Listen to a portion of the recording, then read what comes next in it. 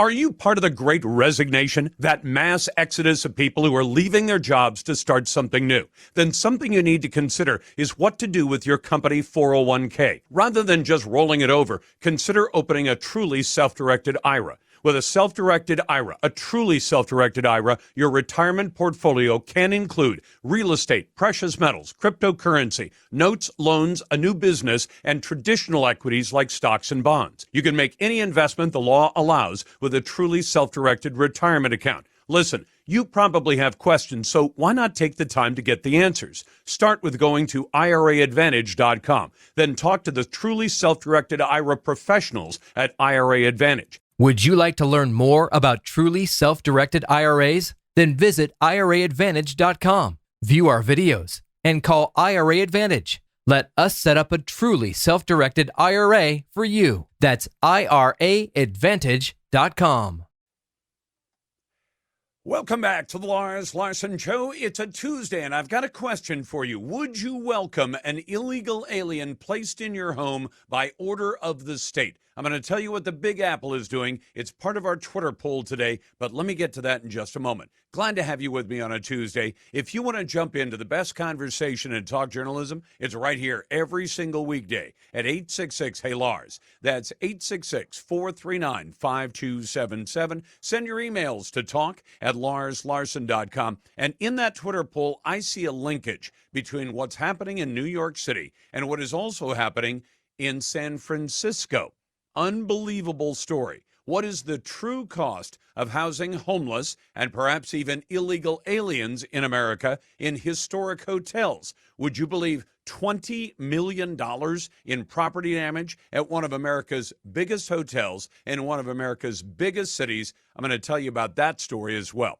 If you want to jump into the best conversation in talk journalism, it's at 866-HEY-LARS. And if you're a naysayer, we put you right to the head of the line at 866-439-5277. You can send your emails to talk@larslarson.com. And as I said, I'll get to the details on the Twitter poll in just a moment. First, a welcome to our newest Lars affiliate, a brand new affiliate for the Lars Larson Show, KIDO, Talk Radio 107.5 FM and 580 AM in Boise, Idaho. Glad to have you on board.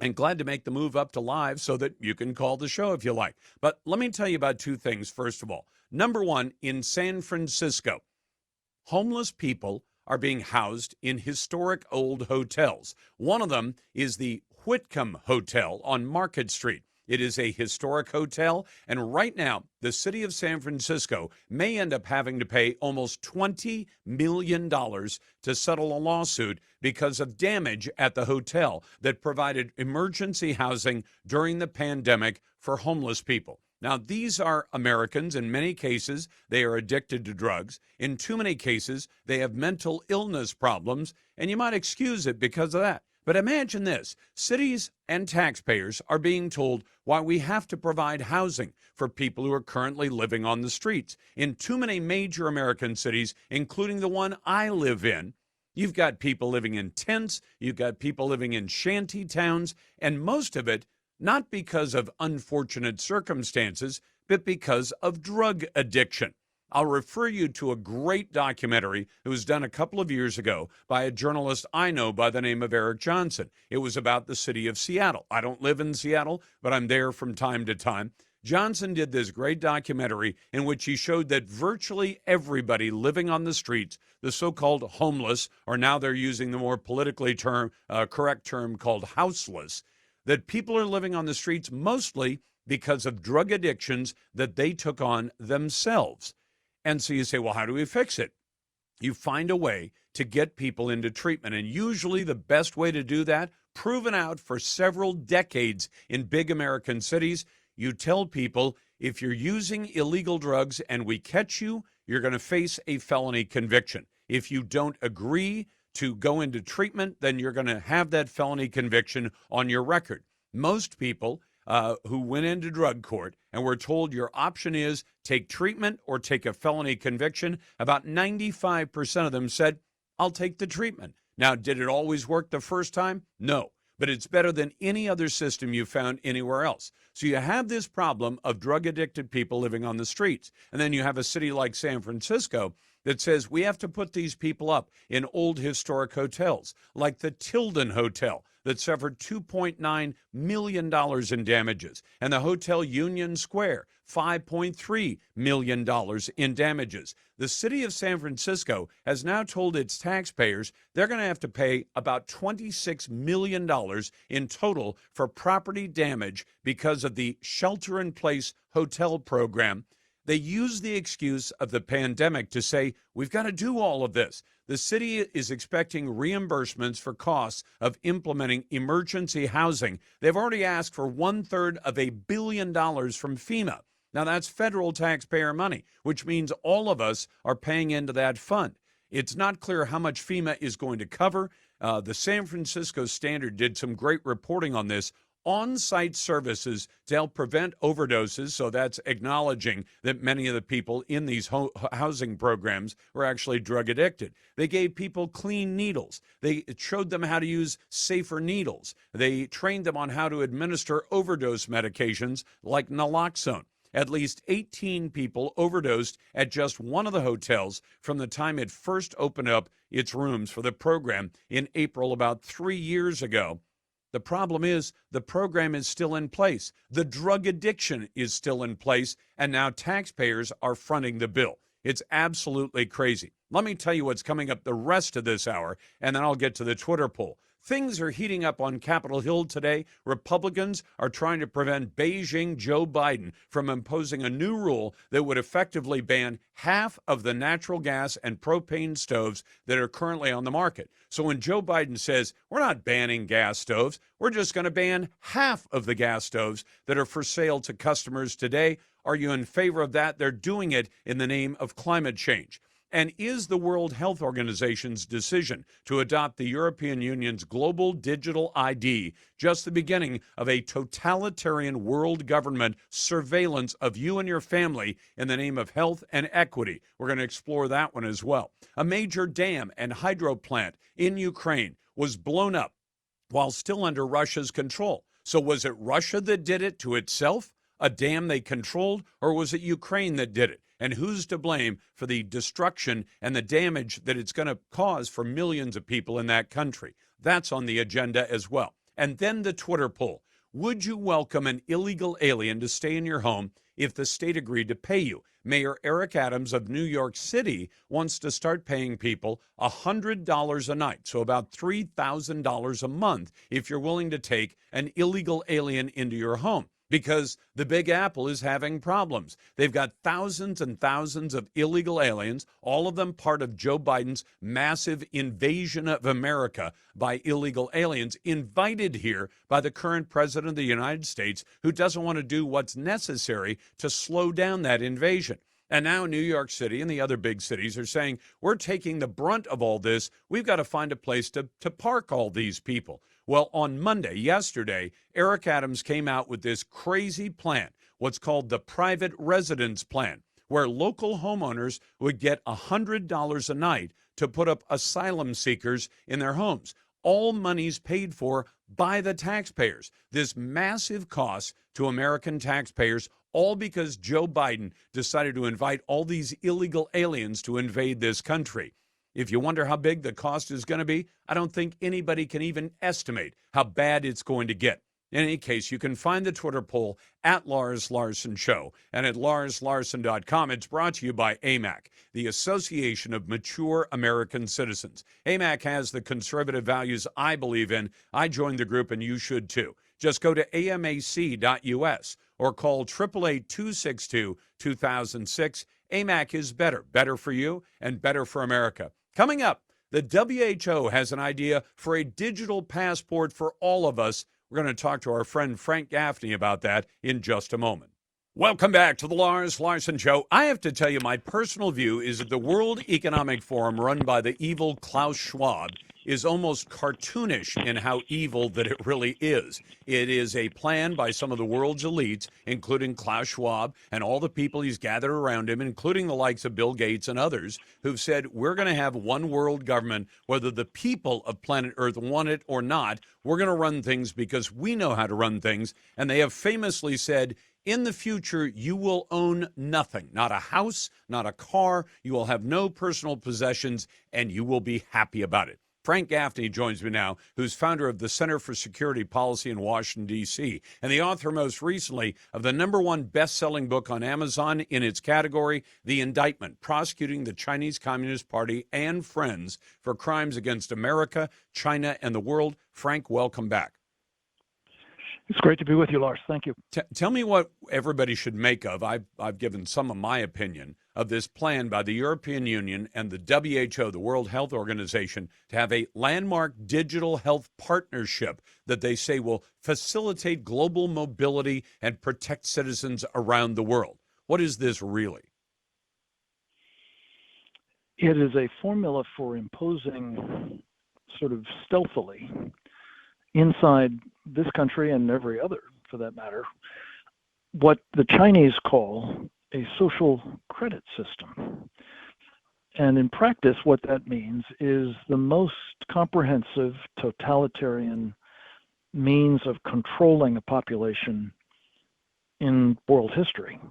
Every individual under this plan would be assigned a digital identification code, a QR code, if you will, and all of their data, starting with health data, ostensibly, but in practice, other information, your social media, conversations, where you work, where you live, what you make, where you bank, and on, all kinds of personal data and information, all becomes accessible to those in control. And those in control, as you said, are the really smart people, the people who think they should run the world and who will use this as a tool for doing just that.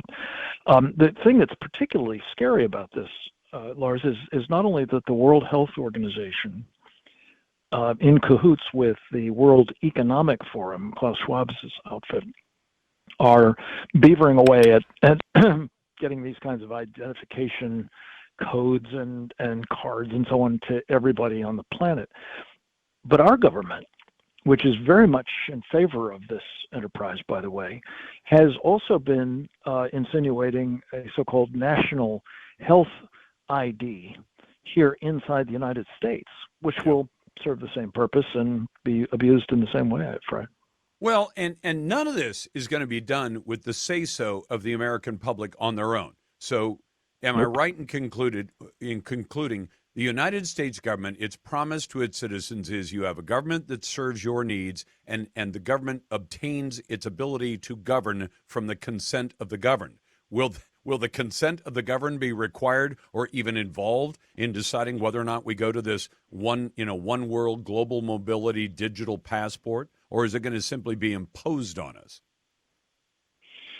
I think it's going to be insinuated first in terms of kind of an infrastructure, and then in due course it will be imposed upon us because you'll have to have one in order to travel, in order to have, they talk about travel mobility. This is the opposite of that. In fact, it is confining your mobility. It is meant to, assure your freedoms. In fact, it will be used to restrict them severely. And by the way, don't take my word for it. If you remember what happened in the COVID pandemic, the sort of precursor to all of this, COVID passports, as they were called, some more in evidence in some states than others, but they were introduced, and people found that they couldn't go to a restaurant, or they couldn't take a flight, or they couldn't do something else in the public space without having the right color on their digital, passport. And so the thing is, whether it is imposed on us stealthily and over time by our own government, or whether it is imposed upon us stealthily and over time by the World Health Organization or some other entity, the bottom line is the same. We are going to find that it is an instrument for crushing our not only national sovereignty, but our personal sovereignty as well. And in particular, this health thing, Lars, just to be clear, you will not be able to get the best advice of your personal physician Yep. under the One Health program, as they call it, it will be dictated to you by this World Health Organization. And then your physician will be obliged to report on your health status, whether you've been vaccinated or not. And oh, by the way, if you have not been vaccinated, there will be codes that they will be forced to fill out. They will be compensated for doing so, collecting this information. But they will also be telling the powers that be, Schwab or Tedros Ghebreyesus or the Chinese Communist Party, I pick one, about Bill Gates, about why you chose not to take the vaccine. Are you a resistor? Are you for ideological reasons or for religious reasons? All of that kind of information is going to be aggregated and weaponized against us. And so this is why our sovereignty coalition is pressing to have the United States withdraw from the World Health Organization before all of this stuff starts happening to us. Yep. Cut the funding off and don't go there, for heaven's sakes. And you can find out more about it at sovereigntycoalition.org. And also there's a declaration there, an American Sovereignty Declaration I encourage your listeners to sign. And then they can, with a click of a mouse, send their elected representatives a notice that they feel this way. And hopefully they'll vote that way too. Well, and by the way, Frank, just so people understand, this is already happening in a lot of ways that we've got to push back against. Number one example, we have not only talked about stories on this show, but I have family members who are told, oh, you want that operation, you want that thing done that's ordinary and routine, nothing extraordinary or experimental about it. Well, you need to get the jab first, or we're not going to give it to you. And you say, hold on. I'm paying for health care. I'm paying for health insurance. I want service. And you're telling me I can't get it unless I do what you tell me to do. That is already happening. Second example, there was a doctor, and I won't say who, but a regular medical GP that we knew. We'd had him on as a guest, talk about regular routine kinds of medicine.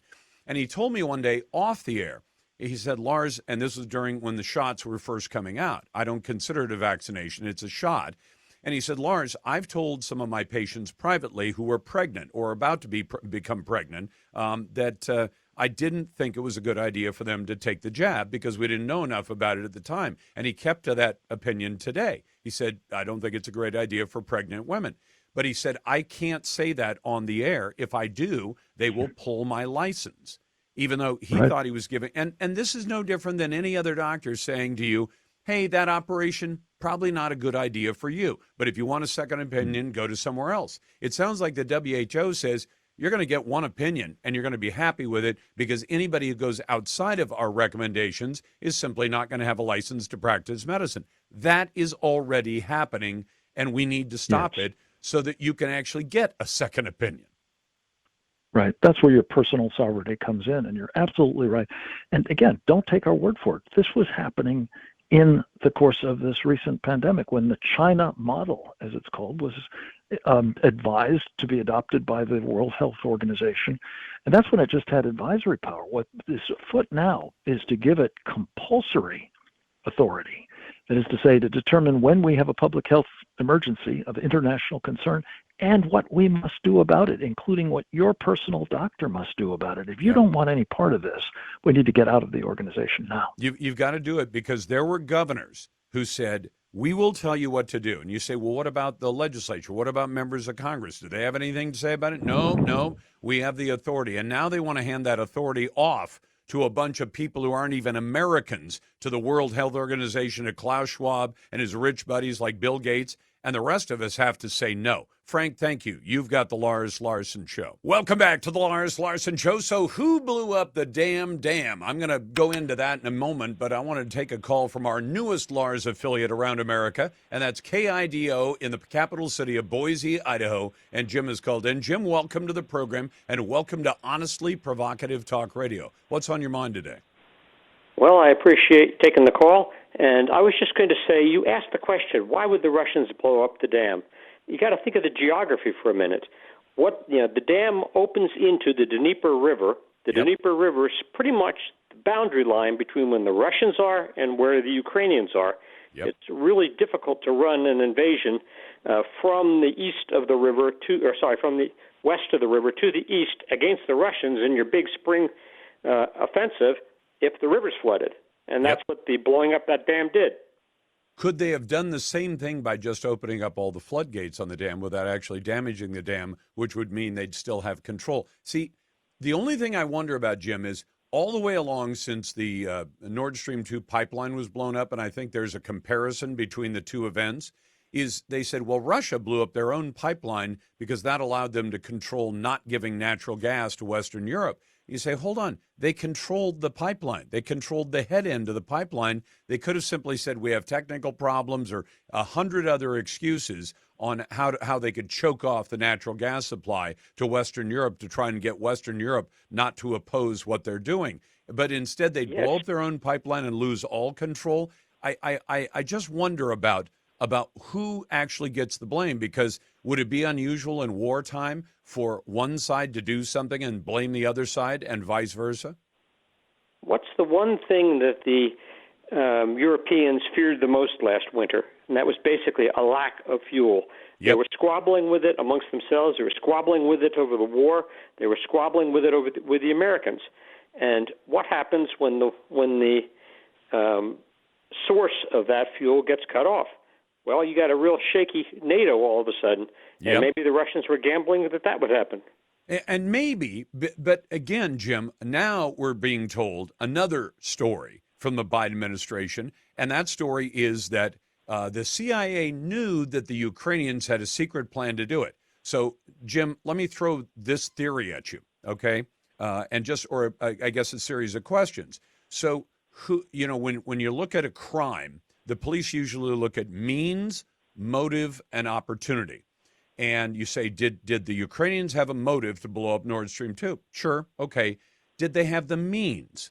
Now, remember, this pipeline is under hundreds of feet of water. So you're talking about sending divers down to attach high explosives to a really stout pipeline. I think it's about 4 feet in diameter and about 4 or 5 inches thick of both high-end concrete and steel. So this isn't something where you just, drop a hand grenade off a boat and it blows up the pipeline. You've got to have some high explosives. You have to put them reasonably close to where the pipeline is, even on the pipeline, and then you have to have the means to trigger it.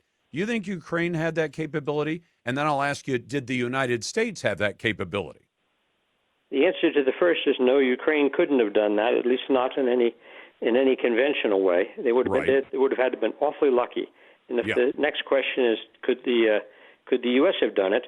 You got to take a look at the depth of water in the Baltic and the seas in there.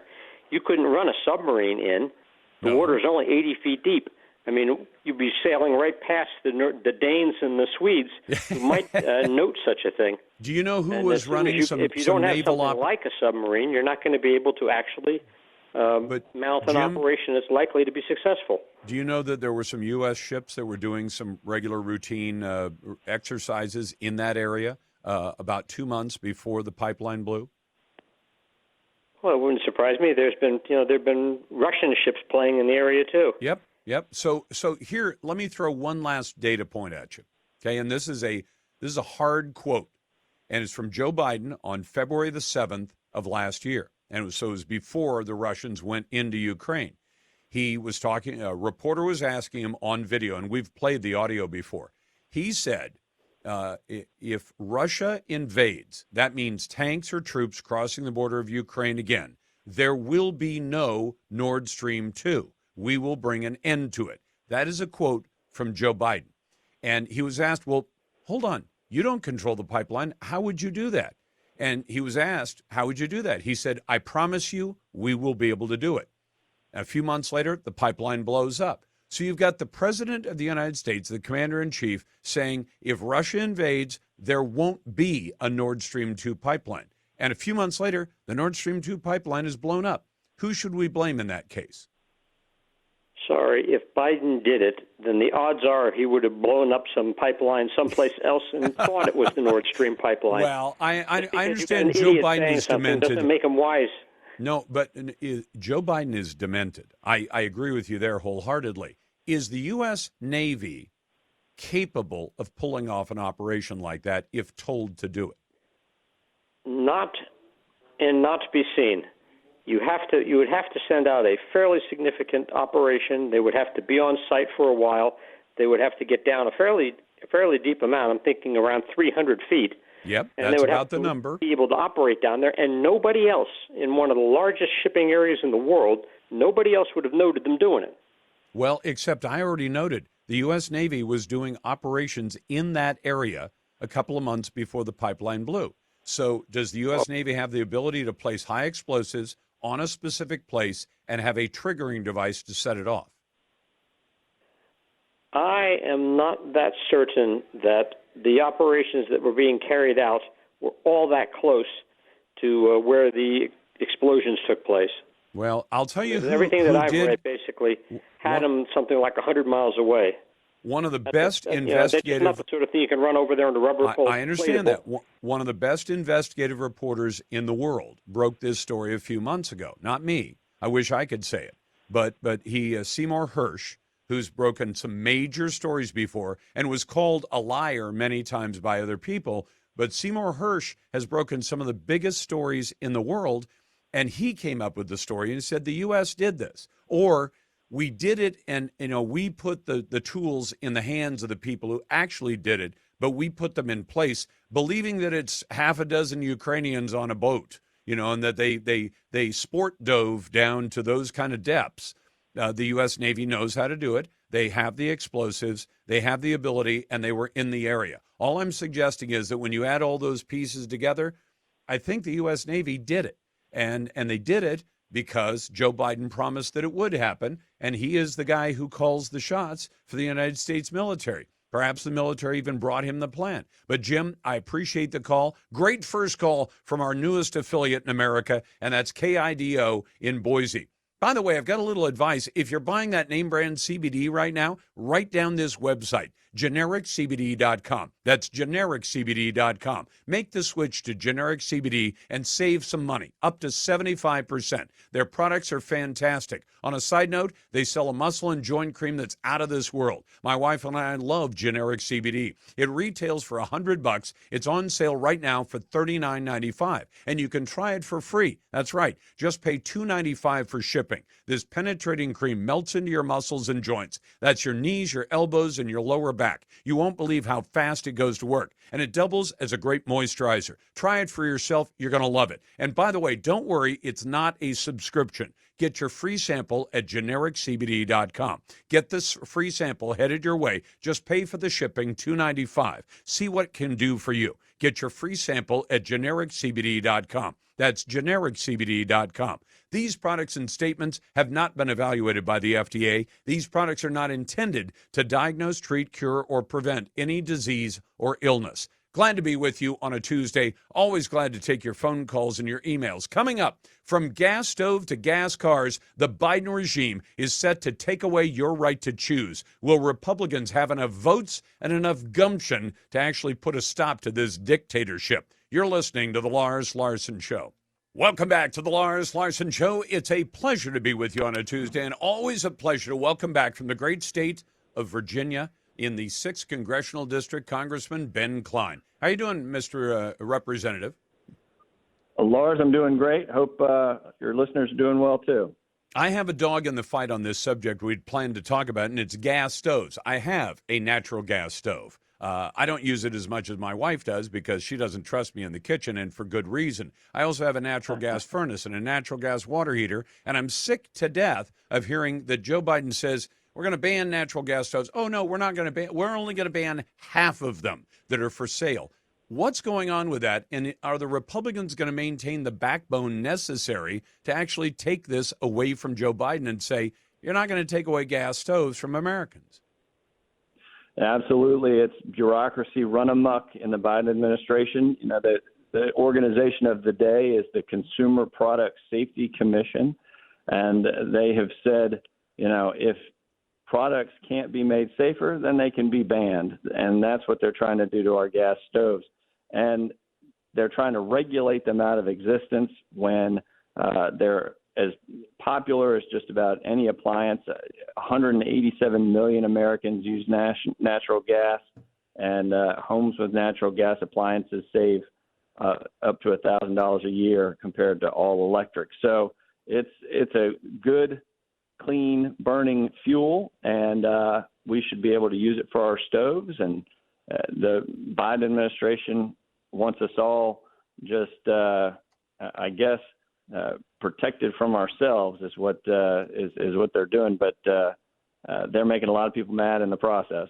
Well, and I got to tell you something, because I ran into this first about a year ago. A local health agency was trying to say, we want to ban natural gas stoves because they're dangerous. And you say, how are they dangerous? And you say, well, it causes kids to have asthma. And then they point to a study. And I've had some experts on. I'm not a scientist, but they pointed out something really interesting about that study.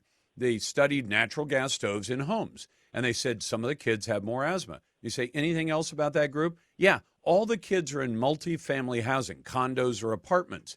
What about the kids who are exposed to natural gas stoves in single-family homes? You say, no, they didn't have the problem over there. So you say, well, maybe it's something other than the gas stoves that's to blame for the asthma. Maybe you're talking about more affluent groups versus not as affluent, greater access to health care, a whole bunch of other factors that come into it. And that kind of blows their little study apart. But how does the Consumer Product Safety Commission, a commission, not representatives like you and your colleagues on Capitol Hill, how do they get away with saying we get to ban something and we're not going to have Congress involved, the people's representatives involved at all? Because that's not how we make laws in this country, is it? Absolutely not, and they shouldn't be able to do that. That's why we're doing legislation specific to gas stoves this week, but I've also got legislation that would actually ensure accountability in the bureaucratic rulemaking process by requiring only the person who is approved in their position by the Senate can sign off on the regulations, so that there's some accountability. At the end of the day, the senator who approved the head of this bureaucracy is responsible for the regulations that they're pumping out. Okay, so tell me, hopefully that bill will get some traction. Okay, but Representative Klein, I'm talking to Ben Klein from Virginia, and I know that NBC and the Washington Post and the rest of those jokers aren't always accurate, and sometimes they bend the news. But they say a band of what they call 11 House conservative rabble-rousers took the rare step of joining all Democrats to block a pair of GOP bills to protect gas stoves to express their anger over the debt deal. Well, it sounds like they're trying to say, okay, you got the debt deal, some of what you want, $2 trillion in cuts, although I wish we'd had more, but we're going to block these this move to protect gas stoves. Is this the way it's going to go? You still have a Republican majority in the House, but it sounds like we're going to end up seeing the attempt to protect Americans' access to gas stoves be blocked because Republicans won't stand up and oppose what's happening. Am I right, or am I off base on that? Well, we're ensuring that the conservative legislation that we put out stays conservative. And as a member of the Freedom Caucus, I want to make sure that when we pass things like Limit, Save, Grow, which was the very conservative debt ceiling bill we put out a month ago, $1.4 trillion increase in the debt ceiling, but it actually only extended the debt ceiling for a year and required us to roll back spending to FY22 levels, so actually cut over $1 trillion worth of spending. So that got watered down. And so what ended up passing, and this deal with the Biden White House, was a shadow of its former self. And we want to make sure that doesn't happen again. So there are conversations going on, and I respect those conversations, but we got to make sure we continue to pass conservative legislation as we go forward. But then are the gas stove protection measures dead at this point? No, they're likely to move ahead. It's just that they are. It happens to be that these measures are the ones that are on the table as we have these conversations following last week's passage of this watered down deal. So we're optimistic that these bills are not going to be harmed. They're going to get through. We're going to keep working to save our gas stoves. But at the same time, we're going to make sure that conservative voices aren't squashed in the people's house, that conservative voices like the Freedom Caucus have a say, and that we get to stand up for our constituents and their constitutional rights. And Congressman Klein, I also have the feeling that all the wealthy people in this country and the politically powerful, they're going to keep their stoves. They'll have whatever stove they want. And all the fancy restaurants they like to go to, whether it's in D.C. or New York or San Francisco, all those cooks who say, I can't cook with a gas stove, they're going to get to keep all that. It'll just be the common folks who end up getting banned from having the propane or natural gas stove that they want in their home. We see that all too often, that when you look at apartments and rent, the increase in rent in this country, why is it so expensive? It's because to actually build rental properties, maintain rental properties, because of all the regulating that's going on with the owners, they have to pay more. They have to pass those costs on to ultimately the renters. Why building a house now, buying a house now, buying a car now, all of these are becoming more and more expensive thanks to all these government regulations, thanks to your president, thanks to Speaker Nancy Pelosi. All of these agencies and these bureaucracies run amok. Well, I'll tell you what, I want you to shut down these bureaucrats. They weren't elected. In most cases, they haven't even been confirmed, and I want them shut down. I want Americans left alone. And if members of Congress want to pass a law, you all know what we're going to do. If your voters aren't happy with it, they're going to toss you out. But we got to shut these bureaucrats down. They're unfireable. They weren't elected, and they aren't accountable. So, Congressman Klein, keep up the good fight. That's Congressman Ben Klein from Virginia, and this is the Lars Larson Show. Do you have investment properties you're considering selling and would like to learn how to defer the tax consequences? Then you need to call Equity Advantage and learn about a 1031 exchange. A 1031 exchange is a powerful investment tool. It enables you to keep a property's equity intact when it's used to acquire like-kind replacement property of equal or greater value and equity, even if you recently acquired the property. For over 30 years, Equity Advantage has been providing investors solutions for deferring taxes and maximizing the value of investments through a 1031 exchange. At Equity Advantage, we don't sell investments, but rather provide the tax deferment tools and expertise to facilitate their sale and transfer. Learn more by going to 1031exchange.com. or Google YouTube Equity Advantage for in-depth videos. Listen, you've worked hard for the money in your investments. Equity Advantage works hard to keep it yours. Learn more about 1031 exchanges and Equity Advantage at 1031exchange.com. That's 1031exchange.com. Welcome back to the Lars Larson Show. I'm going to ask you a question in a moment. Should taxpayers foot the bill for religious schools? And the short answer to that question is yes, and I think it's constitutionally based. We'll get to that in just a moment. First, welcome to the Lars Larson Show. It's a pleasure to be on with you, and I'm glad to have you join the conversation. We do this every single weekday, and of course on Fridays, we celebrate First Amendment Friday. And I say that to aid some of our newest listeners in Boise, Idaho, the capital city of the state of Idaho. KIDO Talk Radio 107.5 FM and 580 AM joins us. We're glad to have you on board with all the other Lars affiliates around the United States of America. First, let me tell you what's coming up this hour, and then we'll get to some of your calls. And I want to tell you why Oklahoma's Charter School Board yesterday approved the opening of what would be the nation's first taxpayer-funded Catholic school, provided the decision goes unchallenged in court. Let me give you the details in just a moment. First,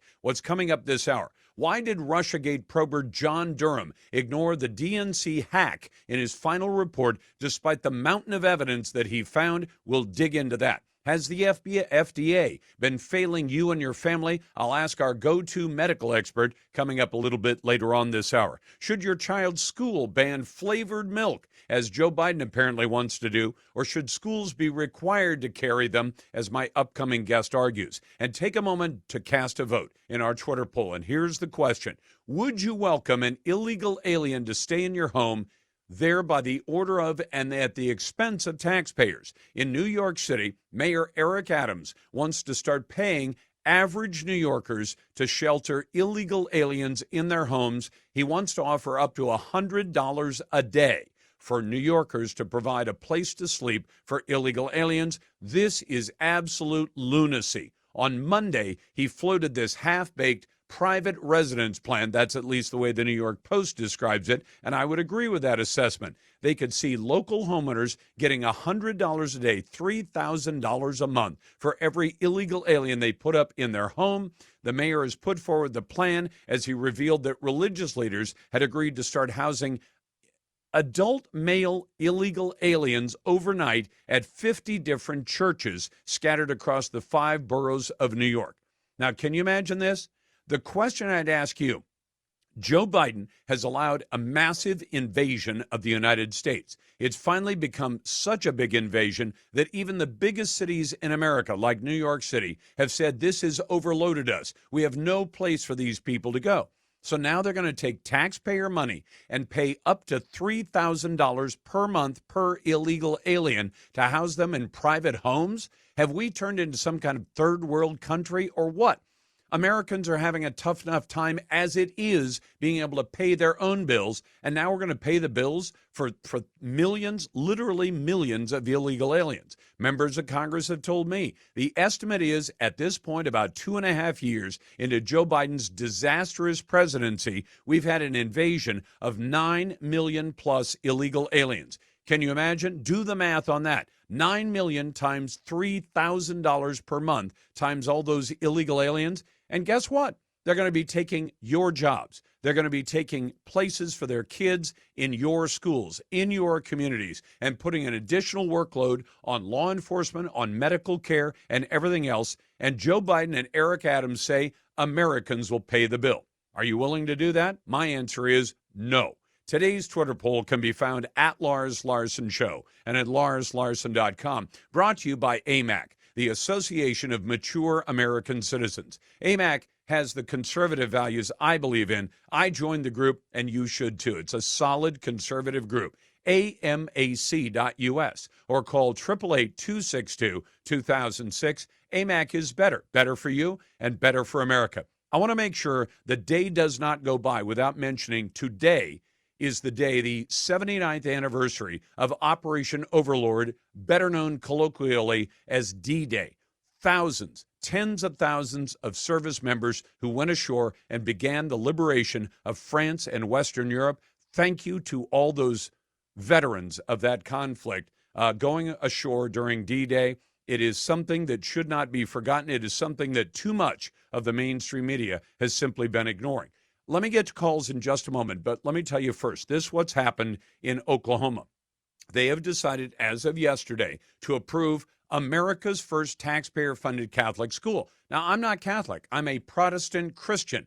But here's why I say if you're going to have private schools that will be funded under school choice, in other words, parents and their kids will be able to decide that government-run and failing government-run schools, public schools as we call them, are not the only option, that there are other options. Here's the reason it's mandated by the Constitution that this has to be neutral with regard to religion.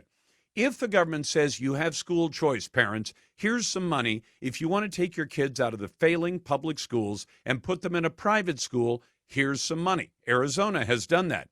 If you then say, as the government, but you're not, you can put them in any kind of school you want, a charter school, an online school, any of those are available to you. A private school, here's some money. But you can't spend it if the institution is a religious institution. The reason that crosses the First Amendment boundary is that the government is not allowed to promote a religion, nor is it allowed to say you can only spend the money on a private school if the private school is not religious in nature. That would violate that. And people have said to me, well, Lars, what about a Muslim school? Fine. If Muslim parents who are Americans want to get together and say, we want to form a private school, we want to take some of that school choice money and educate our kids, and we will have a charter with the state. That's how charter schools work. A charter is basically a contract. It says we will educate the kids to this degree, except it's going to be a Muslim school. Okay. You can't deny funding based on religion any more than the Constitution allows you to say you can't run for president because you're Christian. You can't run for president if you're not Christian. The same applies to Judaism. The same applies to Islam. And in fact, in theory, I've said under the Constitution, you can't have a religious test for office, which means if somebody I don't think it's going to happen, but if somebody says, I'm an atheist, I don't even believe in God, but I want to run for office, you can't deny that person the right to run for office. That is in the Constitution. If you don't like that, change the Constitution. Now, let's go to Patrick. Hey, Patrick, welcome to the Lars Larson Show. I take it you called in about this crazy attempt by the Biden administration to ban natural gas and propane stoves. What's your take on that? Yes, Lars, I did. Thanks for taking my call. You bet.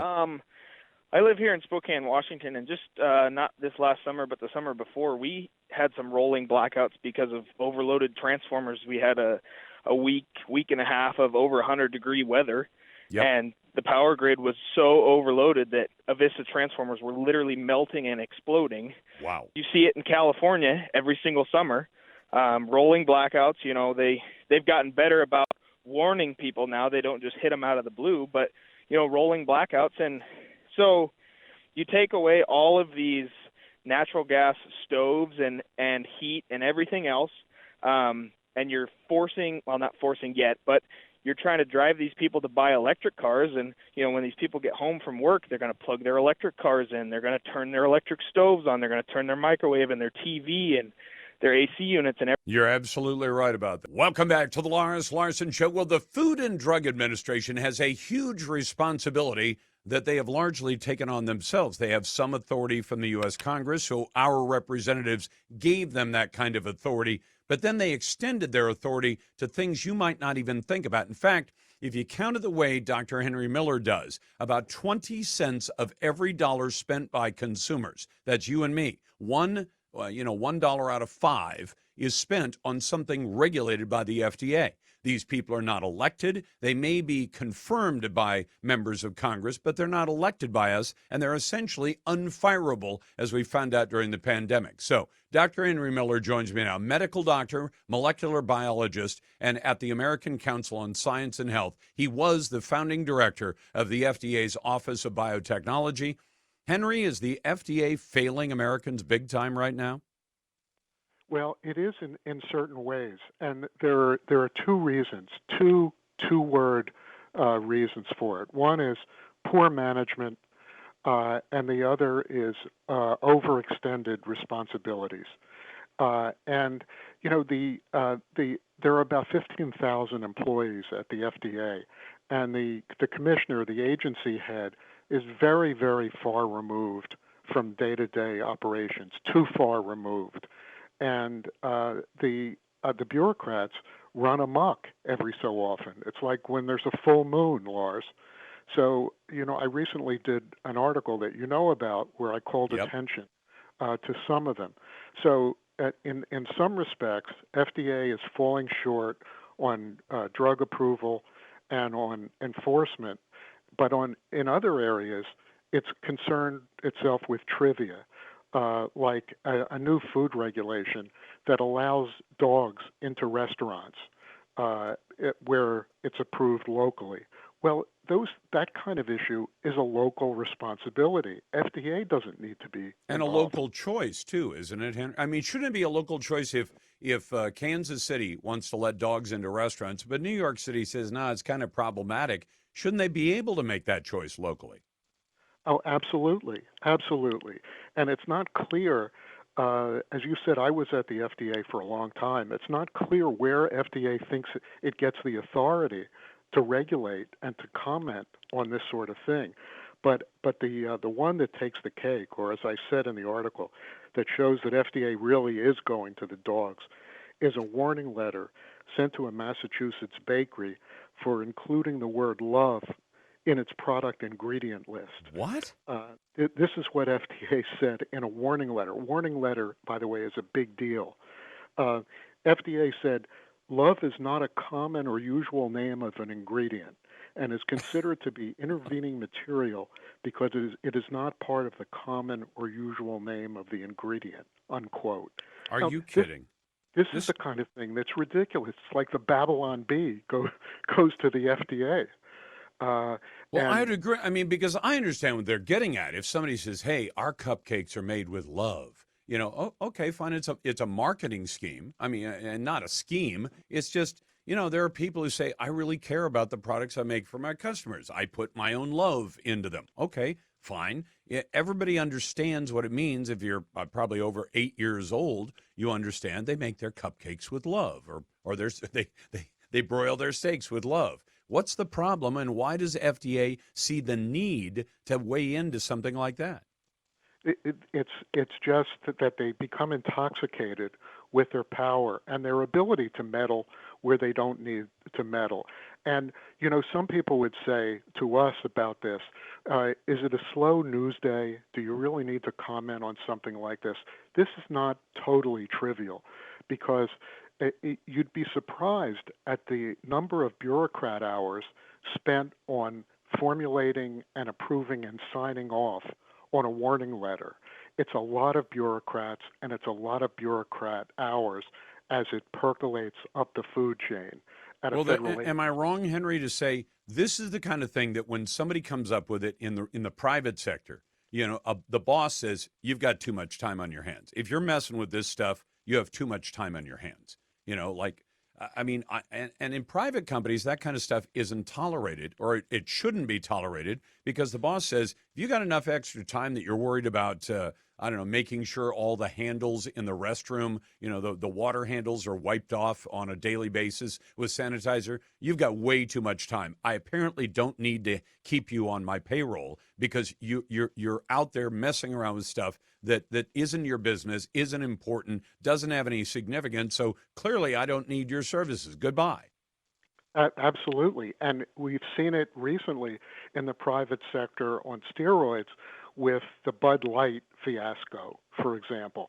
Well, what happened? They designed an advertising campaign that was obviously ill-advised, unsuccessful, a debacle, and the vice president for advertising was fired. Yep. And that's just but as not you said. Before she did $27 billion and counting damage to the company. I mean, it's extraordinary how much and I don't have any stock in Bud Light in Anheuser-Busch, but she did an incredible amount of damage to that company by this and everybody around her who should have said, hey, boss, I don't think this is a good idea. An awful lot of our traditional beer drinking customers, male and female, are not going to be impressed by this. In fact, they're going to be turned off by it. Nobody stood up to say that? Exactly. But in the end, the head rolled as it should have. And I assume that a similar thing will happen at Target and others that make really, really dumb mistakes. And the government, dumb mistakes don't get held accountable. They just move on to the next one. Well, you know what I think the authority is that they're using? It's the thing, I may have shared this with you before, Henry. It's what I called the 16-year-old boy rule. And it's usually boys. Maybe girls could do it too. But when you're 16 and you and your buddies are up to some kind of nonsense, and one of your buddies says, hey, is it okay if we do this? You say, it is till we get caught. And, so whether it's going 70 miles an hour down a 30-mile-an-hour street, whether it's climbing on top of the school, I had some friends who did that. I didn't do it, but they did it. You say, yeah, it's perfectly okay till we get caught. Except in the case of the FDA, the only ones to catch them would be either a new presidential administration, which I believe we're going to get in January of 25, or the Congress actually doing its oversight job and say, if you're doing this kind of stuff, we're cutting your budget. And have every administrator, every bureaucrat live in fear of having their budget cut because they got up to a bunch of nonsense in places where they had no business. Except, has that actually happened to them? If it hasn't, then they're like 16-year-old boys who get away with everything they want to do and never get called on it. Well, then, are you surprised when they keep on doing all that garbage? You're absolutely right. But in an agency like this, there are supposed to be adults in management positions who reel these people in. So when the Love warning letter percolated up the food chain, somebody at some point should have said, this is ridiculous. Spike it. It's gone. And similarly with the dogs and restaurants nonsense. And similarly, with the more serious things where FDA has rejected a drug called PEG lambda interferon for COVID, which, I've seen the data, and I think it should have been approved at least for emergency use. So Right. There should be adults in the food chain who say this is a bad decision. We're not going to take it. And not only that, it's a bad decision. And if you were part of it, then we're going to question whether you have any business at this agency anymore. Because clearly you want to, it's like an acquaintance of mine says, dogs bark, ducks quack, and regulators regulate. That when, it's the old adage that, when you've got a hammer in your hand, everything in the world looks like a nail. Well, here's the FDA that runs around saying we have the authority to regulate anything we can make an argument about, even to the point of things like, mechanical devices. I think I told you once, Tina was looking at some little makeup device for applying makeup, and the lady said, yeah, we can't sell them here because that's regulated by the FDA. And I said, a makeup applicator is regulated by the FDA? Well, it does have to do with health. It has these implications. You think, holy cow, this is crazy stuff. Dr. Miller, it's a pleasure. Thanks very much. That's Dr. Henry Miller from the American Council on Science and Health. Coming up, I want to get to your phone calls at 866-HEY-LARS. We got a brand new affiliate in Boise, Idaho, KIDO, and we'll talk about John Durham and why he faulted the FBI for the Russia investigation. That's right. This is the Lars Larson Show, and it's the best conversation in talk journalism. And if you want to take part, it's 866-HEY-LARS. That's 866-439-5277. If you happen to be a naysayer, we'll put you right to the head of the line. That's been the rule for more than 26 years on this show. We also have a Twitter poll where you can participate. Here's the question. Would you welcome an illegal alien to live in your home, placed there by the order of the state at the expense of the taxpayers? And does anybody think that's a great idea? It's Mayor Eric Adams of New York City, who's now proposing to pay New Yorkers $100 per illegal alien to let illegal aliens live in their homes. And can you add up the cost? I suggest you multiply 9 million illegal aliens who've come in just during Joe Biden's invasion of America. 9 million times 3,000, you're talking about real money there. And that's not the only cost of all those illegal aliens. Find the Twitter poll at Lars Larson Show and at larslarson.com. Brought to you by AMAC, the Association of Mature American Citizens. I've been a member for years. It has the conservative values I believe in. You should join. Just go to amac.us or call 888-262-2006. AMAC is better. Better for you and better for America. Now, I'm kind of curious about Al's call because, Al, did you really tell my producer we have to grow government? And if so, why? But in the meantime, welcome to the show. What do you think? Well, I think that it's not real money that is putting these immigrants up in the hotels. It's fake money. It's printed out of thin air. Realize, Lars, that when we sent our factories and sent our workers overseas, we sent our GDP overseas. Okay, what we have is a GDP. We have a GDP vacuum. Okay, we have to have nominal GDP. Okay, so what we have in this country now is we have massive bureaucracy. Remember, government at all levels is 50%. Al, you're kind of all over the place. Can I ask you to focus? And because I'd agree with you that we don't have a GDP vacuum. We actually have, as a country, the greatest gross domestic product of any country on earth, and that includes China, although China's catching up fast. Our GDP is around $22 or $23 trillion. So, but right. You've been all over the place about, is it fiat money? Yes, it's fiat money created by the government, and I understand the problem with that it's not pinned or pegged to anything in particular. But tell me where you're going with all this, because otherwise we could talk all night, and I wish I could give you all night, but I can't. So where do you want, what's the point you want to make? What I'm saying is that different kinds of GDP matter. Okay, if we have bureaucracy here in the country and the Chinese have factories, okay, that's a problem. Okay, it's the quality of GDP. So the quality of our GDP is a bunch of bureaucrats, a bunch of lawsuits, all of this junk. Okay, so that's all we see is idiocy. We never saw this idiocy in the old days when we were a powerful country. What we have to do is go back to manufacturing, like President Trump has told us that we need to do, and we have to go back to getting rid, streamlining this moronic bureaucracy. Unfortunately, what it's going to do, though, is it's going to why do you propose to grow government? If the bureaucracy is strangling us, and I agree with that, why do you propose to grow the government?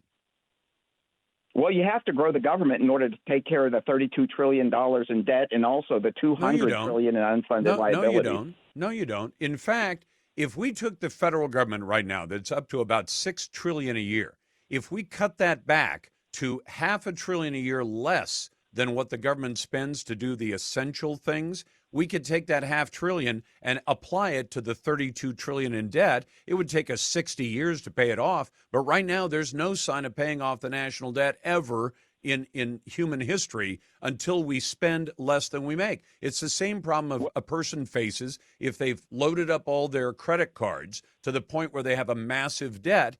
Then what you have to do is spend less money than you earn. So either earn more or spend less, or a combination of the two, and apply some of the surplus to paying off your debt. And it doesn't take a lot of people to manage that, does it?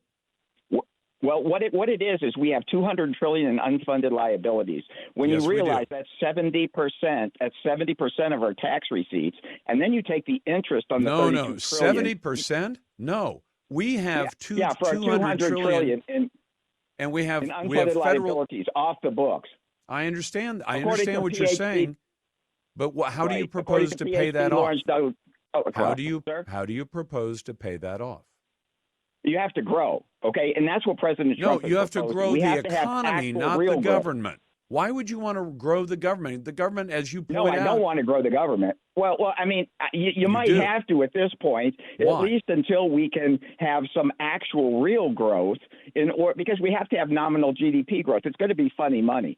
Yeah, but we don't grow the economy by growing the government. The bigger the government gets, the smaller the economy gets. Hand much of what the federal government does over to the private sector, shrink the government, and grow the private sector. I would go along with that. Let's go to Carlos in California. Hey, Carlos, welcome to the Lars Larson Show. Hey, Lars, how you doing? I'm doing quite well, sir. I take it you called in I about guess I'm Eric kind of- Adams' house and illegal alien plan. Yes, sir. And I guess I'm sort of a naysayer because as long as it's voluntary and you have to offer your house up, no conservative is going to go for that. The only people who are going to suffer from the obvious implications we know are going to happen are the liberals who are supporting the open border. I couldn't they're think of not gonna anything better than suffer. to bring the border Carlos, right to their front door. Can I suggest the liberals won't suffer? Do you know what they'll do? They'll say, yeah, I got a couple of rooms in the back. I can put 4 illegals back there. And Eric Adams is going to hand them $12,000 a month, 4 times $1,000 a day, $3,000 Right. a So the month. money, And the where do you money think I that understand, comes but from? Lars, yeah, but and I understand that and they're spending that money anyway. I'm saying, but as far as if they're going to spend that money, this is a program which is going to bring to those liberals' front door exactly the results of an open It will, border. but you and can't I tell are me paying that the bill, Carlos, aren't we? Well, we're paying the bill already. So now if we're going to pay the bill, I would at least appreciate paying the bill for something that's going to finally teach them a lesson. There's no way you're going to have 4 illegals in your house, make money, and not have negative results. You know what I mean? There are going to be negative results. I know, but what you're saying is I get what you're saying. Wreck the system and they will suffer, but the rest of us will suffer too. When they start wrecking the system, let's say Gavin we're suffering Newsom. because we're suffering because the people who are voting for this nonsense, those are the people who are going to take in those people and have their homes ruined. Those people are going to ruin their homes. They probably let will. them- But Carlos, Yeah. if Gavin Newsom did the same thing to you in California and said, Carlos, you got an extra bedroom, could you put 2 illegals up? And you say, well, what do I get? And Gavin Newsom says you get $6,000 a month. You get $60,000 a year, $72,000 a year. You'd say, to have your house destroyed.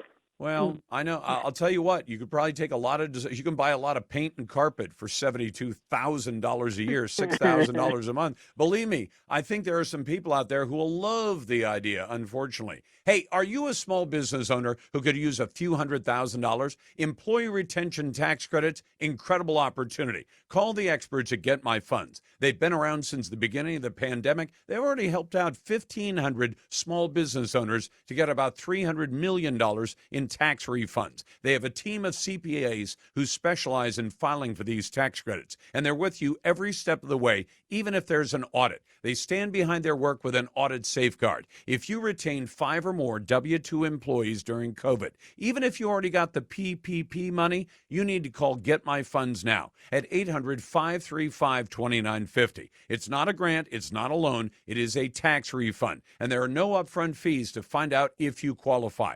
Go with a team you can trust at getmyfunds.com. 800-535-2950 or getmyfunds.com. That's getmyfunds.com. You're listening to The Lars Larson Show. Welcome back to The Lars Larson Show. It's a pleasure to be with you. If Joe Biden hasn't attacked everything in America right now, I'd be very, very surprised. He even wants to go after chocolate milk.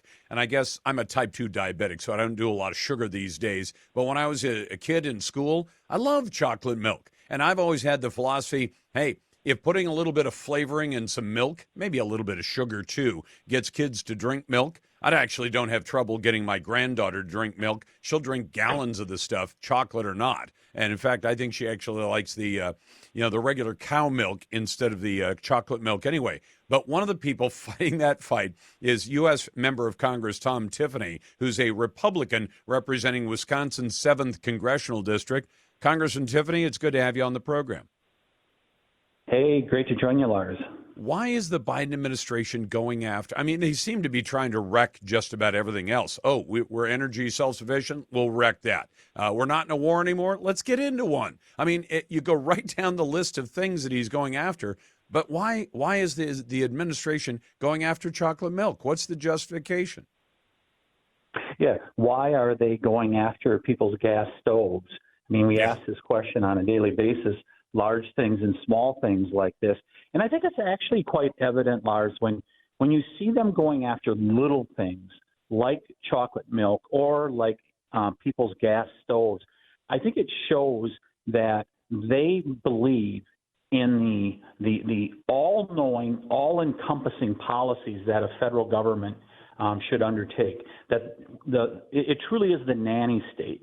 That the federal government knows best. We know better than you what is good for you. So now they're going to try to outlaw chocolate milk because they say, gosh, there's too much sugar there and all the rest. I mean, think about it. For generations, I remember as kids, we always had it on Friday afternoons.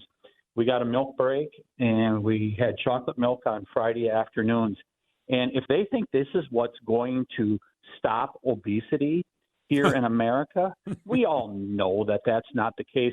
And plus, this oftentimes is what exposes many kids for the first time to milk, which is a healthy thing for them to be able to have that. So you like my idea that if you got to put a little something on it, okay, fine. You don't like broccoli. How about broccoli with a little bit of butter on it? How about broccoli with some seasoning on it? I mean, even adults succumb to that. They say, I like it. I like Brussels sprouts if they're done this way, but just plain old Brussels sprouts by themselves, probably not. Well, at least you're eating Brussels sprouts. Are you familiar with the broken window theory, Congressman? I am. That if you fix the little stuff, the broken window, the petty crime and all that, the big stuff kind of takes care of itself. Maybe the Biden administration has the reverse broken window theory. We're going to wreck all the little stuff, and that will eventually cause wrecking of the big stuff as well. Maybe Joe Biden's got a new philosophy, not the James Q. Wilson, don't break the windows or fix the broken windows, but break as many small windows as you can, and you'll wreck the whole country. Because I don't understand, Congressman, how this is accidental. It's as though the destruction he's doing to this country through every single one of his policies seems so calculated to wreck the entire country that even as demented as he seems to be these days, I don't think it's accidental. Do you? So just think about what's the alternative that kids are going to do now if they don't have milk in the schools, including chocolate milk? There's a much higher likelihood that they're going to drink soda pop. Yeah. I mean, is that what we really want our kids to do? But also, you think about the comment that President Biden's climate envoy, John Kerry, said a week ago. The biggest problem we have globally, including in America, is agriculture in terms of emissions. And that's ultimately where they're headed, is They want to get complete control of agriculture because they want to control what you're going to be able to eat. We just saw recently, wasn't it? Ireland said they're going to kill like 20,000 cows. Like that. Yeah, they're going to And exterminate the cows because they're killing the planet, in theory, right? Yep, and we saw it in the Netherlands, what they're doing there now, and the disastrous policies that were put in place, the so-called, what I call the green fantasy policies that were put in place in Sri Lanka. They basically destroyed that country over the course of a couple years. That's what they want to do to America, and that's what this is a piece of, is no, we cannot have you drinking milk. We're going to have you consume other products that do not require agriculture. It is, I don't get it. I don't get it. Maybe, Congressman, it's the path to eating bugs, which they want us to do next. I mean, and I'm not joking. You're right about, for people who don't know, the Congressman's reference is Sri Lanka. They effectively talked to the government of that country into banning fertilizer. And they said, we're going to grow without fertilizer. They went from being a net food exporter to where they had to import food just to feed their own population. And they basically devastated the country, not just from a food standpoint, but from an economic standpoint. Imagine if you were making money selling food and now you're having to pay money to import food because you can't even feed yourself. Is that what they have in mind for America? That's where they're headed. I mean, we're seeing in the Netherlands, we saw the demonstrations by the farmers in the Netherlands as well as Italy last fall for what they're trying to do to those countries and basically trying to take over their agricultural, take over farmers' farms. And when in history did we see this before? The worst experiment where this happened was in communist Russia. Yep. Which that is what they did in 1919, what Lenin did, and Stalin finished the job, where they collectivized agriculture. What happened? Famine. And I got to tell you, it is amazing how, as President Reagan said, every generation you have to defend freedom. And we're at that point again now where we're going to need to say no. We're going to need to say no to the green fantasy, say no to these people that want to control our lives from sun up to sundown. And Congressman, I agree with you. And you remember what the United States did after that, the big crop failures in Europe was during the Depression. The government said, well, we're going to, right before the Depression, they said, we're going to put out subsidies to have Americans grow wheat. And then the subsidies were not well planned out. I don't like subsidies anyway. And they had a lot of farmers who just, when they cut the subsidies, finally saying we're producing too much wheat, the farmers walked away from this newly plowed ground. And then we happened to have the weather, the storms that came, and we ended up with the Dust Bowl, mostly caused by government subsidies and the withdrawal of government subsidies. Congressman, keep up the good fight for Wisconsin. Although, as a guy who went to high school in Tillamook, I have to say, Tillamook cheese is better than anything made in Wisconsin. I had to throw that at you, Congressman. Because I'm those a are fighting cheesehead. words in Wisconsin. Come to Wisconsin. We have June Dairy Month, and we got dairy breakfast going on throughout the month of June. We hope you'll come and join us in Wisconsin. You know what? I'm going to do that sometime. Congressman Tom Tiffany, who represents Wisconsin's 7th Congressional District. You've got the Lars Larson Show. Welcome back to the Lars Larson Show. It's a pleasure to be with you, and I'm always glad to get to your phone calls and emails. I want to tell you about this crazy choice that Joe Biden has in mind as the new head for the Centers for Disease Control and Prevention. I want to get to that in a moment. Let me grab a couple of calls first. Let's start with Ron. Hey, Ron, welcome to the program. What's on your mind?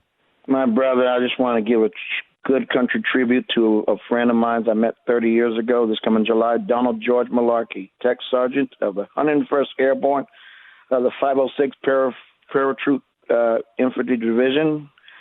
He was the person that really was in our lives. He was involved. He fought on this day at 5 o'clock in the morning. On D-Day in Operation Overlord, right? Yes, ma'am. Yes, sir. In the process, he went in a break court manner.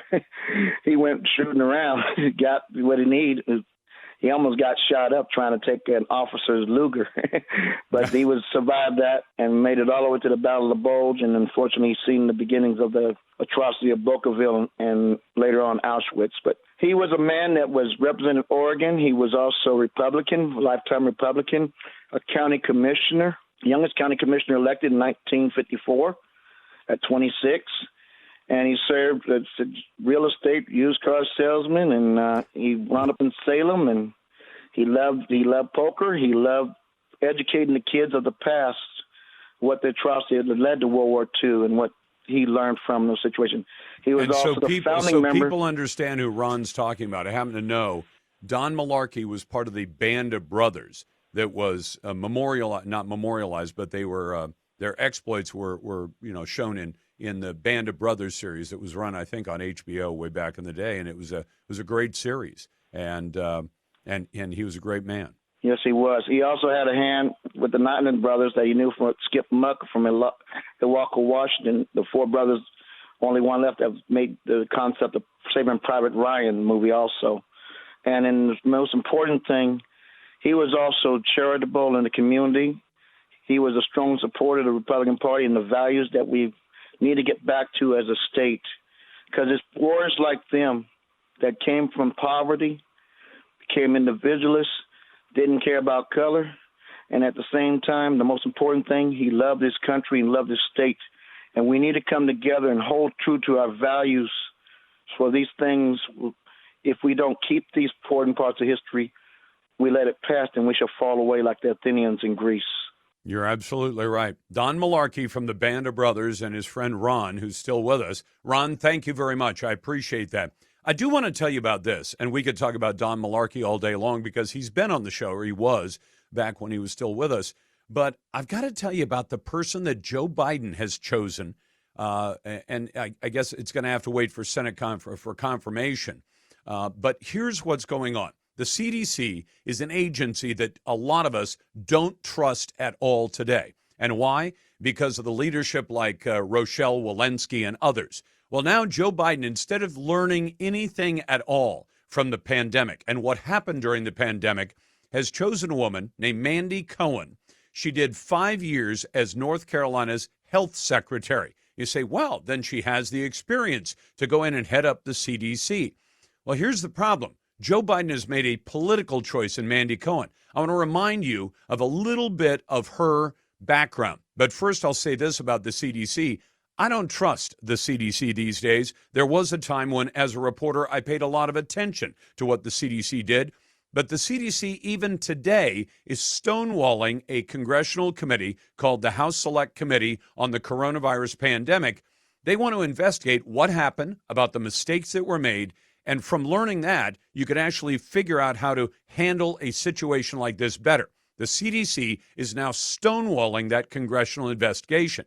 And Cohen is a real piece of work. Mandy Cohen, along with Governor Roy Cooper, October of 2020. So that was about 9 months into the pandemic as we knew it then, although now we know it actually got started in China in the fall of 2019. But having said that, in October of 2020, the kinds of things that she did, she sent out a message to counties in North Carolina telling them to ban alcohol sales at 9 o'clock at night. The usual time was 11 o'clock at night. And she never actually told anybody what the science was behind saying COVID is more contagious after 9 o'clock at night. She also sent out a message to counties in her state to restrict any indoor gathering or event to no more than 10 people, and outdoor events were limited to 25 people.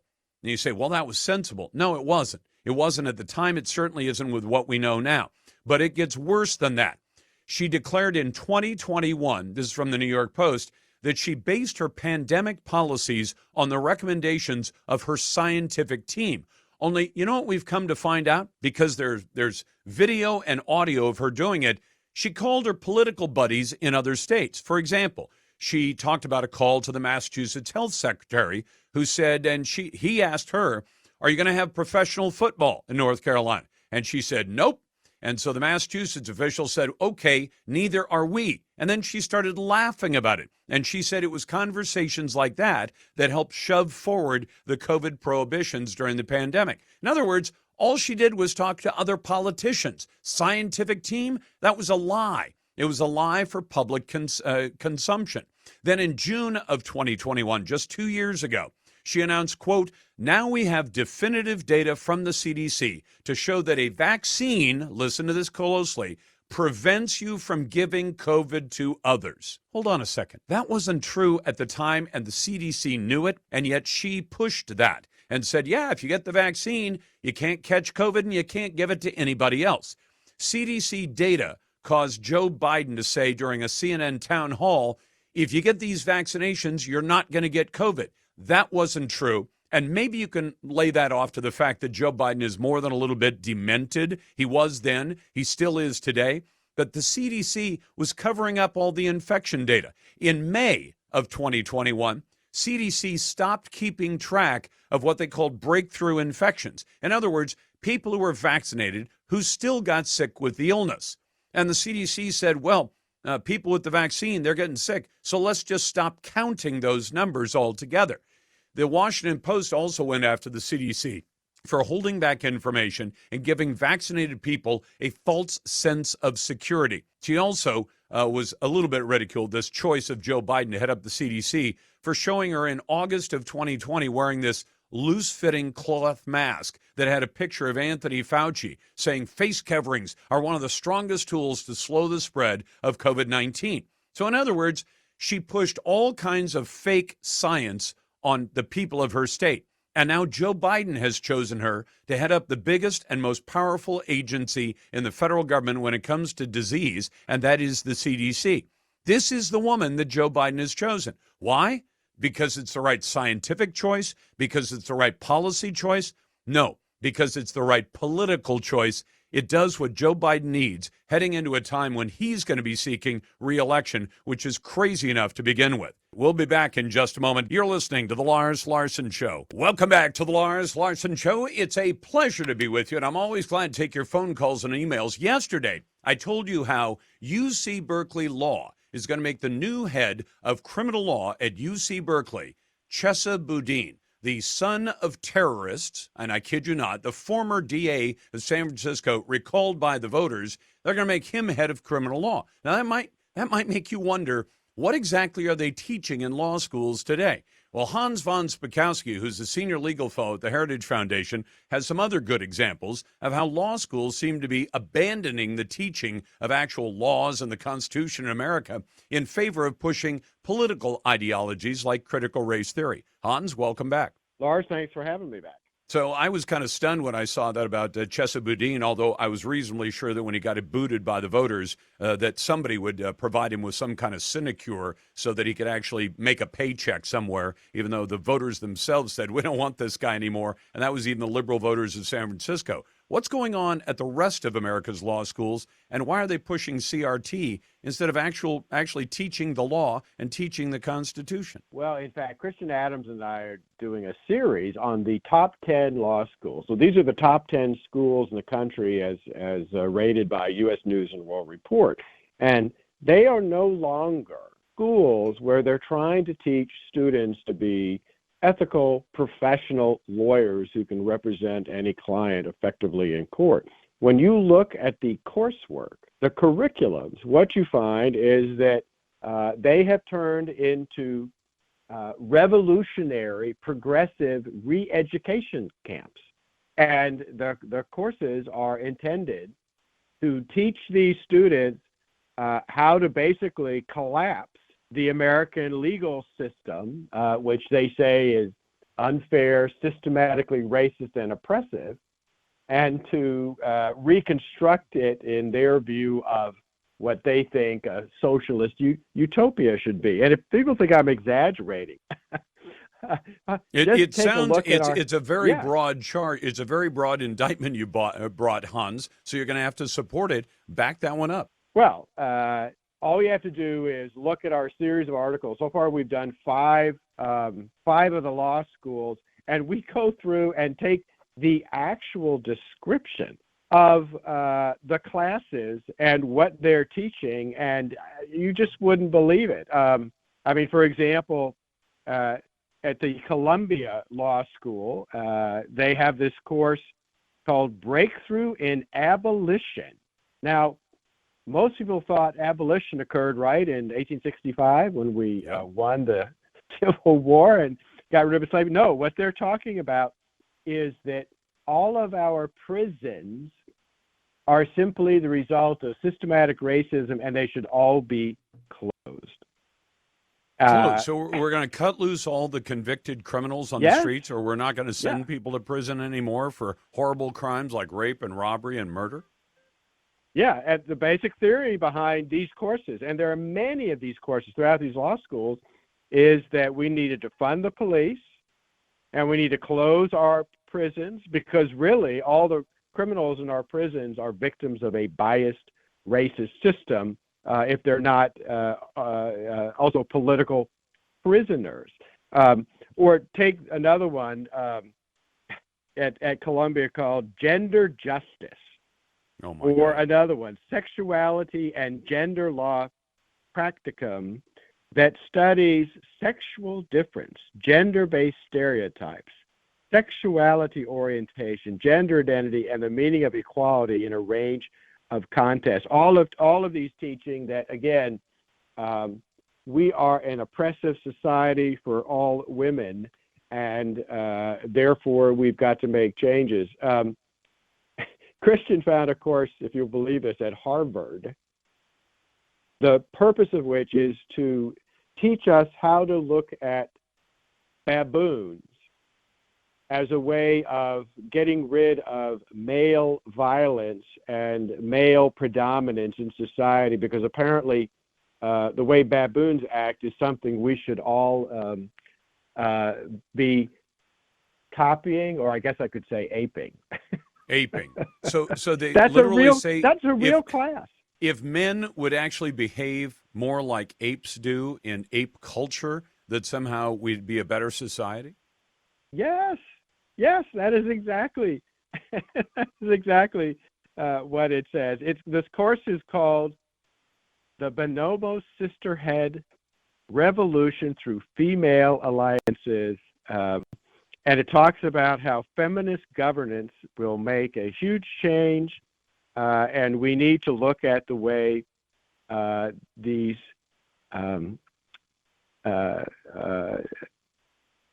basically monkeys and stuff run their societies, because they offer humans the ability to see how to create a society free of male sexual coercion. What is that? I mean, how do they define male sexual coercion? Is there a definition? that permeates our society, and according to them, that permeates everything we do. And critical race theory is everywhere within these schools. The University of Chicago, for example, has all kinds of courses on this too. And I think if people actually look at these courses, they would think that it must be a story actually in the Babylon Bee.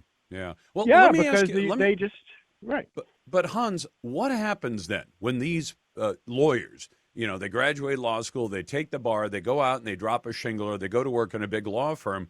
What's going to happen when one of these evil white people who are predominant in the United States, we're still the majority, when they walk in and say, hey, I need some help, what kind of reception are they likely to get from one of these little indoctrinated acolytes of these law schools? Well, they aren't going to get good legal help, because they're not going to get the kind of competent, ethical, professional help they should be getting from the kids who have been basically trained to be social justice warriors. That is what is going on at these law schools. Listen, this is so bad. That is why you are seeing conservative speakers being shouted down, intimidated, harassed at these law schools, or, as you know, at Stanford just not too long ago, a federal appeals court judge was shouted down, not allowed to speak. Vile, insulting remarks were thrown at him, and that has led to the Montana AG. He's the first AG in the country. The Montana Attorney General just sent a letter to the state Supreme Court in Montana saying that students who act in this manner and who are using uncivil threats to silence and ostracize people they disagree with, that should be taken into consideration when they're applying to for a bar license in Montana, and they shouldn't be admitted. And I think he's exactly right about that. I think he's right, too, because most states have a moral turpitude clause that will say if you've engaged in acts of moral turpitude, we don't want to license you to our bar. Hans, we're going to encourage people to take a look at the study that you and Christian have put together. That's Hans von Spakowski, a senior legal fellow at the Heritage Foundation. Father's Day is right around the corner. Get Dad what he really wants, Omaha Steaks. It's Lars, perfectly aged, always tender, guaranteed delicious. The Father's Day experts at Omaha Steaks have made it easy to put a smile on the big guy's face this summer with hand-selected packages. Head over to omahasteaks.com, use my name, Lars, at checkout, and get $30 off your qualifying order. You can choose from a variety of mouth-watering packages that include fork-tender bacon-wrapped filet mignon or other gourmet grillables like air-chilled boneless chicken breasts, burgers, jumbo franks, and many more. Don't forget to save room for dessert. Most gift packages come with 4 delicious caramel apple tartlets. I get hungry just talking about it. Go to omahasteaks.com. Use my name, Lars, at checkout and get $30 off for an unforgettable gift guaranteed to make Dad's day. Because if there's one thing we know, it's Dad's one steak. That's omahasteaks.com, promo code Lars at checkout. Minimum order required. See site for details. And you're listening to The Lars Larson Show. Welcome back to The Lars Larson Show. It's a pleasure to be with you. And I'll bet a lot of you heard last weekend when there was a massive sonic boom over Washington, D.C. and a number of states around Washington, D.C. And it turns out that sonic boom was because there was a Cessna Citation 560, which is not a Cessna prop plane. It's actually a jet. It was a private jet. It was carrying 4 people, including the pilot of the jet, and it crashed, and all on board were killed. It was a horrible accident. And I wanted to talk to our favorite pilot, Chuck Weiss, who's a retired meteorologist, or he is a meteorologist, and usually we talk to Chuck about global warming things and about airline pilot duties because he's a retired airline pilot as well. Chuck, welcome back to the program. Glad to be here. By the way, just so I don't really have a dog in the fight, a bias, but I actually had the privilege because I knew a guy a number of years ago who had a Cessna Citation, and he had a pilot for it. And because the plane can be flown with a single pilot if they have the right qualifications, as opposed to 2, which is usual in private jets, I got a chance to sit right front seat and get a feel for the controls, and it was an amazing experience. So I know about the plane. But why did this plane crash and why did all on board die? You think you know the answer based on what we've learned about this accident since it happened last weekend.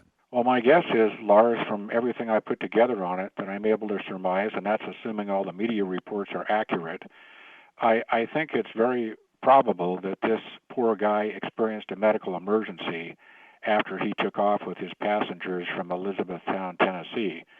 And I say that because if the reports are accurate, the air traffic controllers lost their ability to communicate with this aircraft not too long after it took off from its departure point where he picked up the passengers. And so at that point, it becomes a lost communication procedure that air traffic control would probably assume.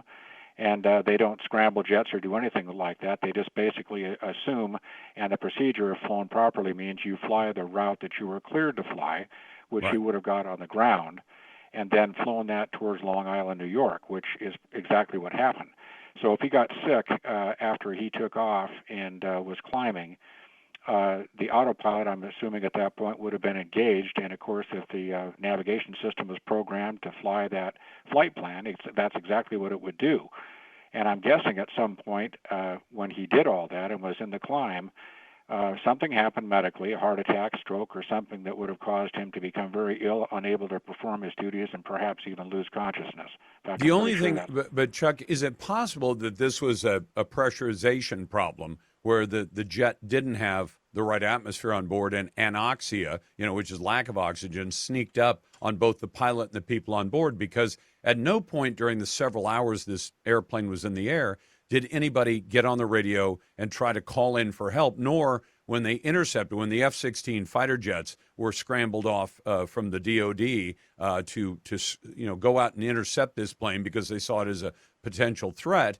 They saw the pilot slumped over in the cockpit, but they didn't see anybody else on board the plane doing anything. Is it possible that this was like the accident that took the life of the golfer, Payne Stewart, where the pressurization of the plane failed and the people on board, without realizing it, simply were overcome by lack of oxygen? What would explain why the passengers on the plane didn't at least try to signal to the jets or even get on the radio with the headset and be able to talk to the ground and say, how do we land this thing?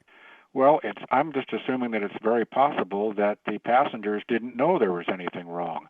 If the aircraft pressurized properly when it was climbing, and the autopilot was basically in control of the aircraft at that point, even if the pilot got sick, if there's a door or a closed door or something that separates the pilot from the passengers, they would have just been doing their own business and not really assuming anything was wrong. And so I'm thinking that's a real possibility. It's always possible, of course, that pressurization could have been a problem. It could have been a pressurization problem on climb where the cabin didn't pressurize, but then you've got a pressurization controller. You would know that your cabin is climbing, and of course you'd experience the symptoms of hypoxia because it would take time for that to develop, and your body would warn you something's not right. If it's a rapid decompressurization at altitude, if that suddenly happens, you're going to get a fog inside that aircraft from the sudden drop of pressure, and you probably won't be able to maintain the cabin temperature, and you might get some ice, or likely to get some ice that could form on the windows over time with that. I think that's what happened in the Payne Stewart situation. But the only thing the F-16 drivers saw when they got up close to this airplane was they did report that the pilot appeared slumped over, which means, he's probably not conscious, he's probably dead. But if the passengers didn't suspect anything, they would just be sitting in their seats, not knowing what was going on. Another thing that I think might have happened that tells me this might have been a pilot getting ill is the aircraft, after it reached Long Island, reversed course and went back towards Elizabethtown. And so that kind of indicates, well, he might have been trying to program the navigation system to go back to Elizabethtown and then inform ATC that, hey, I'm not feeling good, I'm going to go back, but lost consciousness before he could actually change the flight plan. And at that last waypoint, Elizabethtown was reloaded with the intention to go back, without would explain why the aircraft changed direction and went directly back to Elizabethtown after reaching Long Island. And before reaching that point, if ATC assumed that this was a lost communication procedure, they're not going to get overly bothered by it. They'll just keep everything out of his way, assuming that his radios are failed. But when it reversed course and started going directly back to Elizabethtown, carrying it over D.C., that would definitely get their attention, and now they know there's something else going on. They scrambled the jets, and so the jets went out to look at it. And eventually, from all the distance flown, you would just assume that the aircraft crashed because it ran out of fuel. That's very unfortunate. I guess the thing I was wondering about is, if you just programmed the autopilot, he was going to Long Island, that the plane would not have turned around unless he had already managed to program in a return to Elizabethtown. But if a pilot realized he was in that kind of medical emergency, I mean, he's really feeling that he's having something that's overcoming him medically, but he's got a little bit of time to try and reprogram the autopilot, wouldn't he have immediately called air traffic control and said, look, I've got an emergency going on board, and let them know what was happening, if he was also conscious enough to start reprogramming the autopilot? Yeah, that definitely would. If he had time to do it, he definitely would. But, if you're having a heart attack or some really drastic emergency, you're not going to think necessarily very clearly, and you may not be able to communicate it. It very well could be that, hey, I got to say something to them, and they may be talking on the radio when he's waiting his turn to interrupt or get back on the radio and let them know he's sick. And in the meantime, programming maybe that last waypoint. It's just, you're not going to know for sure because you weren't there. But it just looks to me like this was a medical problem of some kind. And It eventually led to him losing consciousness and not able to fly. And the airplane did what it did because of what was programmed into the navigation system. And like I said, once you reach Long Island and you turn around, you're no longer doing lost communication, and that got their attention. And heading directly towards Washington, D.C., well, of course, you're going to scramble fighter jets. And they did. And that's what those guys saw when they got up close to the aircraft. I also understand they flew, they did some flares to try to get his attention to see if they could arouse it, but of course that all failed. And like I said, if it wasn't a pressurization problem, the passengers probably would not have known this was a problem unless they were keen enough to see that the airplane changed course and was going back the other way. Or if they looked at the time involved. I mean, if they said we're on a 2-hour flight or hour-and-a-half flight, and all of a sudden it's been 2.5 hours, and you at that point you'd think you would have asked the question, hey, we were supposed to be on the ground by this time, and we're not, and then you go forward and talk to the pilot, and when you find the pilot incapacitated, perhaps you get on the radio and try and talk to the control tower. That's Chuck Weiss, our friend who's an airline pilot, retired, and a meteorologist. We'll be back in a moment. You're listening to The Lars Larson Show. Welcome back to The Lars Larson Show. It's a pleasure to be with you, and I want to tell you about a very weird survey that says a tremendously large percentage of young people in America say they would be okay with the idea of putting surveillance cameras inside your home by the government, that they actually are warming up to that idea. Let me get to that in a moment. Let me go first to Patrick. Hey, Patrick, welcome to the Lars Larson Show. What's on your mind? Hey, calling from Albany, New York. That guy you had on earlier with the law schools and the curriculum that they're teaching now, and I was wondering if down the road they're going to change the bar exam to reflect the curriculum that these folks are learning in the schools. I would put money on that bet, Patrick. If you say in the bar exam, I've never taken the bar exam, but if you, because I've never gone to law school, but if you said, are we going to have questions about racial justice, about critical race theory, about white supremacy, I could just about guarantee, especially if you happen to be, you live in a very liberal state, New York State, very blue, very Democrat dominated. Do I think they would change the exams so they can start filtering out anybody with a conservative point of view? I'd bet on it. Would you? Yeah, and Albany Law School is here.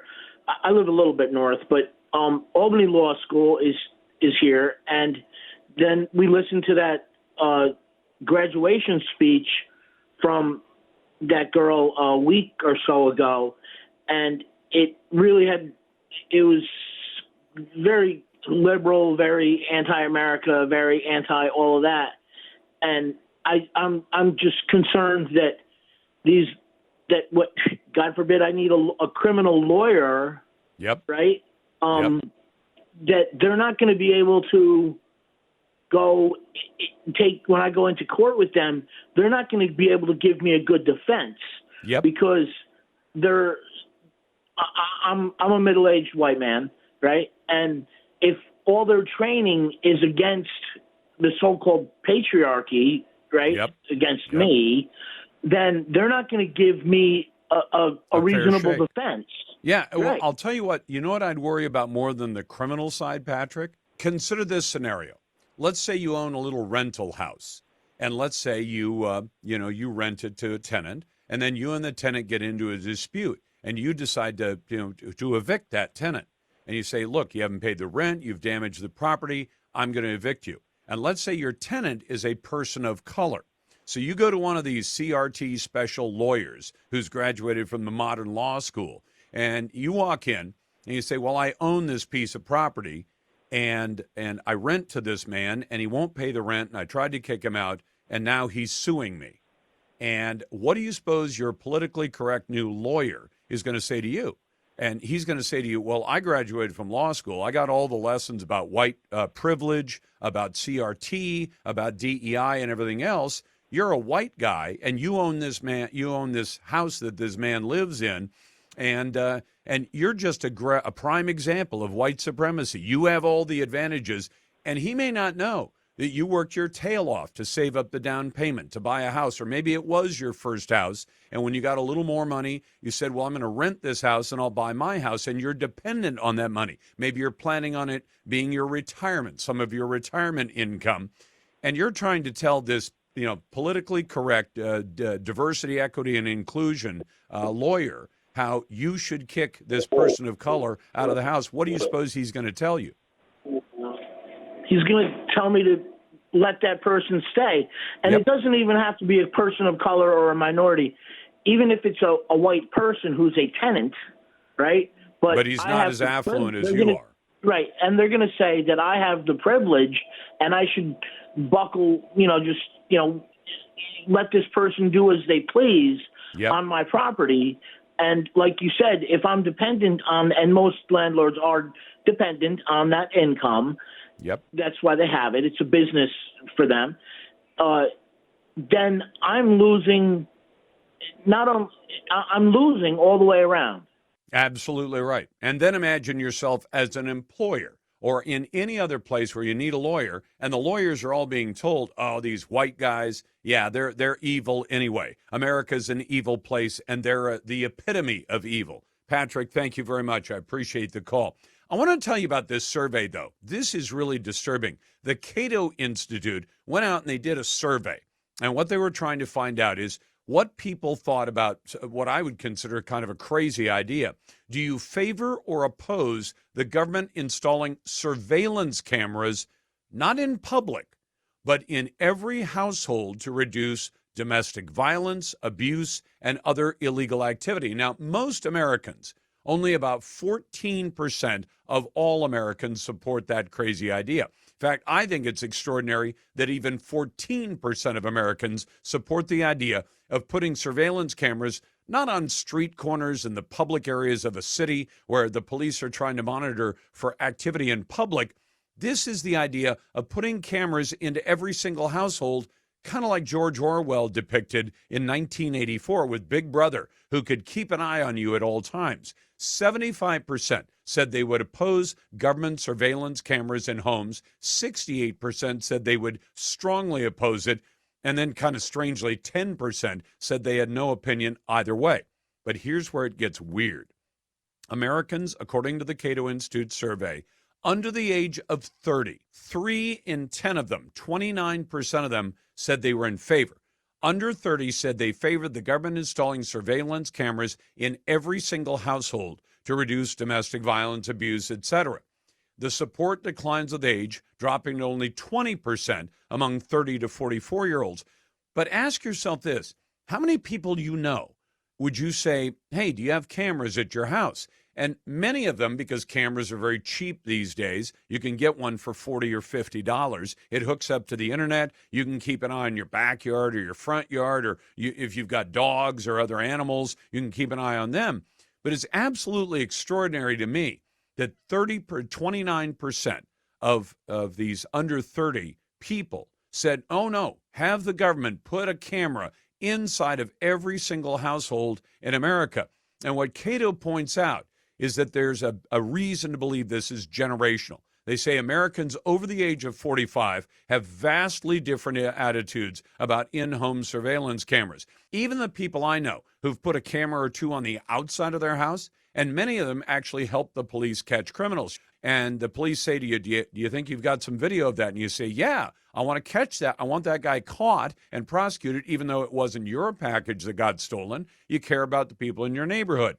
But most people, if you ask them, do you put cameras inside your home, say in your living room or your dining room or your kitchen or your bathroom, you'd say, of course not. I care about my privacy. Apparently, according to the Cato Institute survey, young Americans, they appear to be warming up to the idea. 866-439-5277. Naysayers go to the head of the line, and you're listening to The Lars Larson Show.